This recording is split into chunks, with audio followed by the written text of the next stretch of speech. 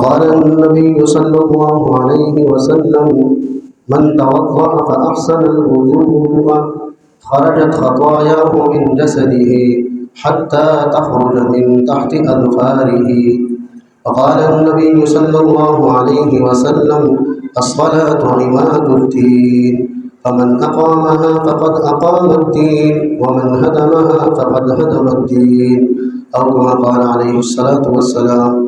صدق الله مولانا العظيم وصدق رسوله النبي الكريم ونحن على ذلك لمن الشاهدين والشاكرين والحمد لله رب العالمين.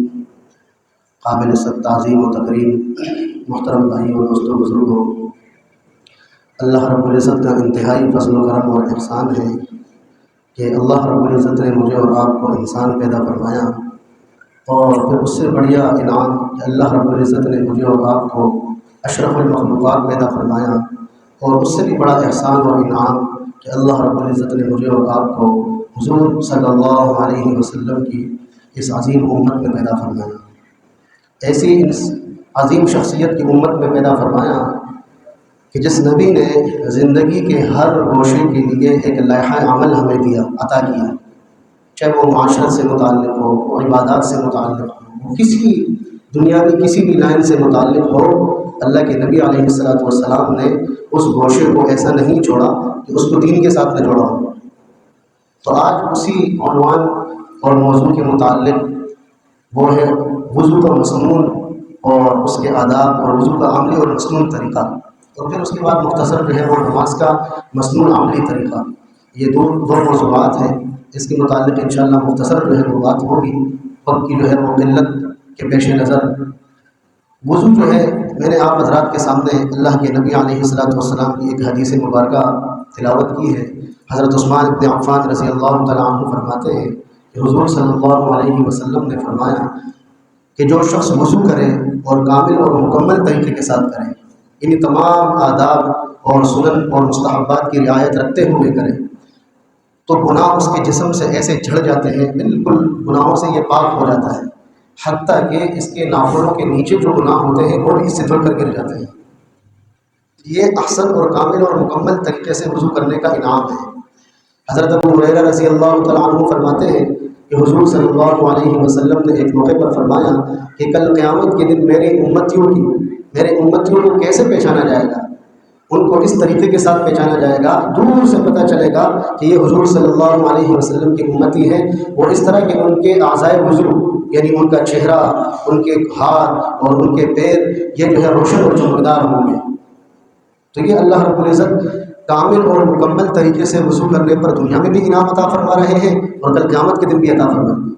تو سب سے پہلے جب انسان وضو کا ارادہ کرے تو سب سے پہلے جو ہے وہ دل میں یہ نیت کر لے۔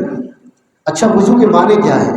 وضو کہتے ہیں صفائی حاصل کرنے کو، اور شریعت کے اندر وضو کس چیز کا نام ہے؟ 4 اعضاء کو دھونے کا نام ہے، یعنی 3 اس میں سے دھونے ہیں اور 1 مسح کرنا ہے۔ تو یہ 4 اعضاء کے دھونے کا نام جو ہے وہ شریعت کے اندر وضو کہلاتا ہے، اور یہی 4 جو ہے وہ وضو کے ارکان یعنی فرائض میں سے ہیں۔ اور فرض اس کو کہتے ہیں، اس عمل کو کہتے ہیں کہ اگر وہ فرض ادا نہ ہو اس عمل کے اندر تو وہ عمل اللہ کے یہاں قابل قبول نہیں ہے۔ تو سب سے پہلے جب انسان وضو کا ارادہ کرے تو سب سے پہلے دل کے اندر جو ہے وہ اللہ تعالیٰ کی رضا اور اس کے ساتھ صفائی اور ستھرائی کی حاصل کرنے کی نیت کرے۔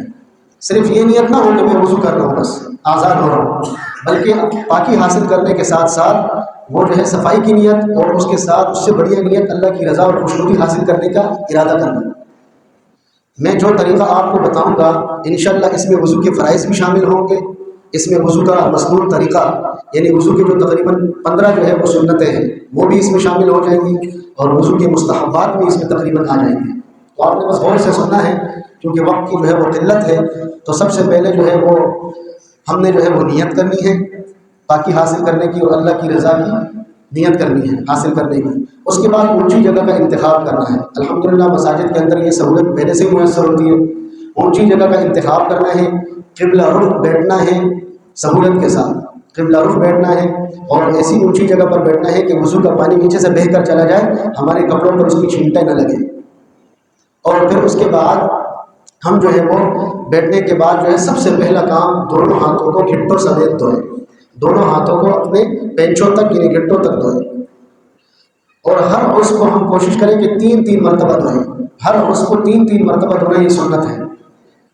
تو جو ہے سب سے پہلا کام کیا ہے، دونوں ہاتھوں کو گھٹوں سمیت 3 مرتبہ دھونا، اور اس ہاتھوں کے دھونے سے پہلے ایک سنت عمل وہ ہے بسم اللہ الرحمن الرحیم پڑھنا، بسم اللہ الرحمن الرحیم پڑھنا، اس کے بعد دونوں ہاتھوں کو گھٹوں سمیت 3 مرتبہ دھونا، اور اس کے بعد جو ہے کلی کرنا، 3 مرتبہ ہے، 3 مرتبہ کلی کرنا، اور کلی بھی اس انداز سے کرنا کہ اگر روزے کی حالت نہیں ہے تو خوب مبالغہ کرتے ہوئے غرارہ کرتے ہوئے کلی کرنی ہے، اور اگر روزے کی حالت ہے، کوئی شخص جو ہے وہ روزے کی حالت میں ہے، اس کا روزہ ہے، تو پھر نارمل انداز سے جو ہے وہ کلی کر لے کافی ہے، زیادہ زور نہ لگائے، ایسا نہ ہو جو ہے وہ مبالغہ کرتے ہوئے پانی اس کے جو ہے وہ حلق سے نیچے اتر جائے گا تو روزہ ہی ٹوٹ جائے گا۔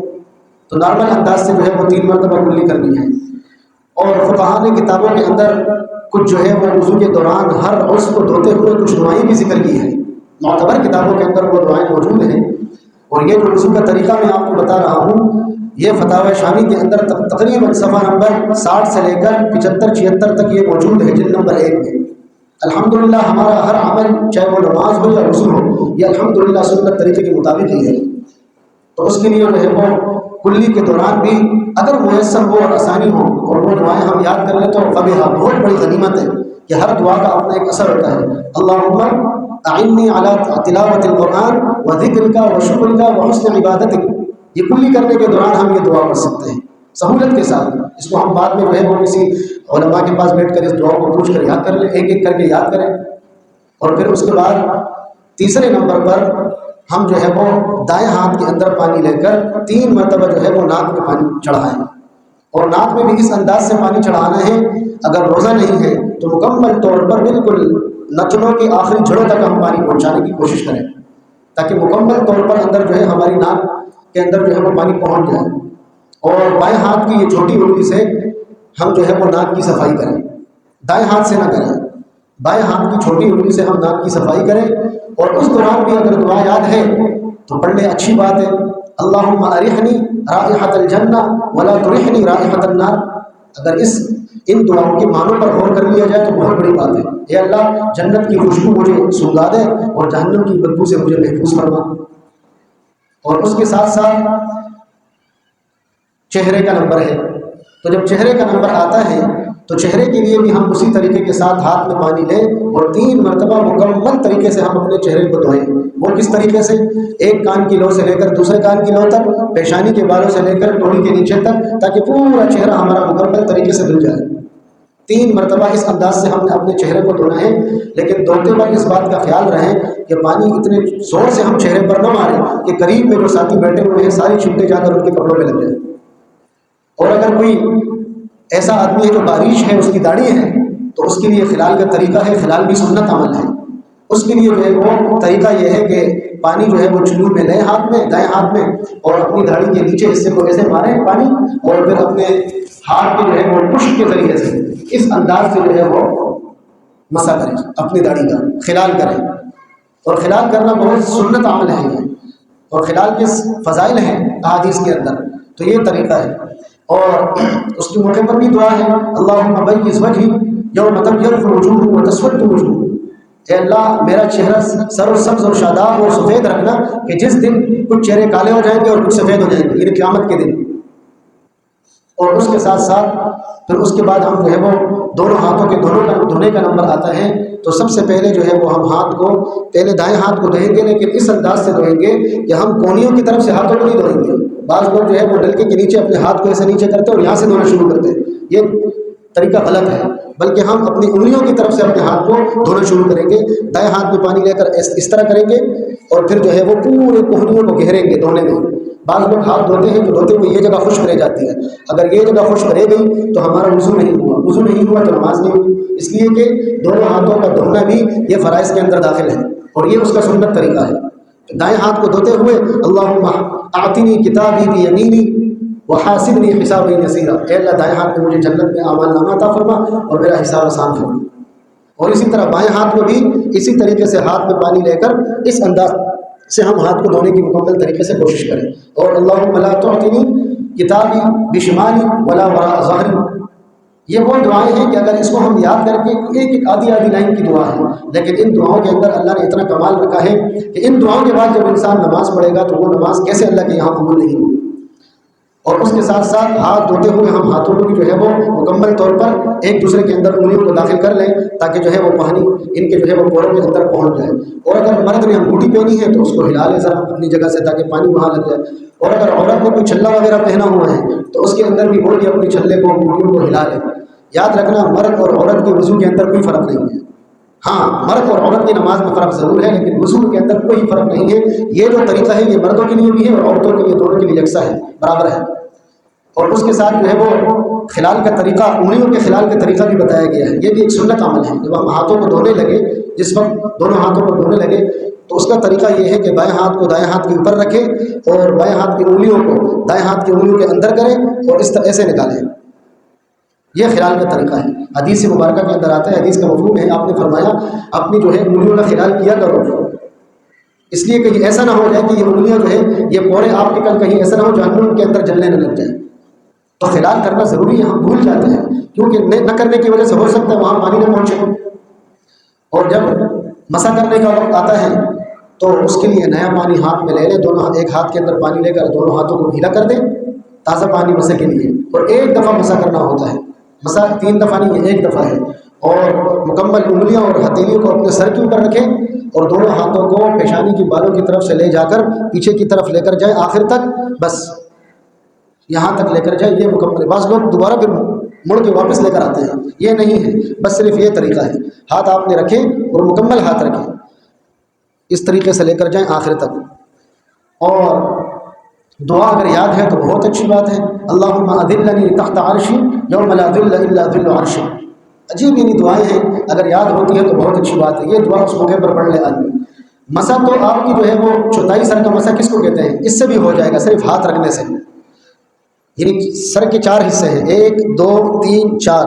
اگر ایک شخص صرف ہاتھ کو گیلا کر کے اس طرح رکھتا ہے سر پر، اس کا مسح ادا ہوگا، جس کو ہم چوتھائی سر کا مسح کہتے ہیں. لیکن مسنون مسح اس کا ادا نہیں ہوا. مسنون طریقہ مسح کرنے کا وہی ہے جو میں آپ کو بتا رہا ہوں. اس کے بعد جو ہے وہ کانوں کا مسح بھی کرنا ہے. کان کے اندر جو ہے وہ دونوں انگلیاں رکھنی ہے شہادت کی، اس طریقے کے ساتھ ایسے اس کو گھمانا ہے اور انگوٹھوں کے ذریعے سے کانوں کے پش کا مسح کرنا ہے. نیچے کی طرف سے ایسے لے کر جانا ہے، ایسے.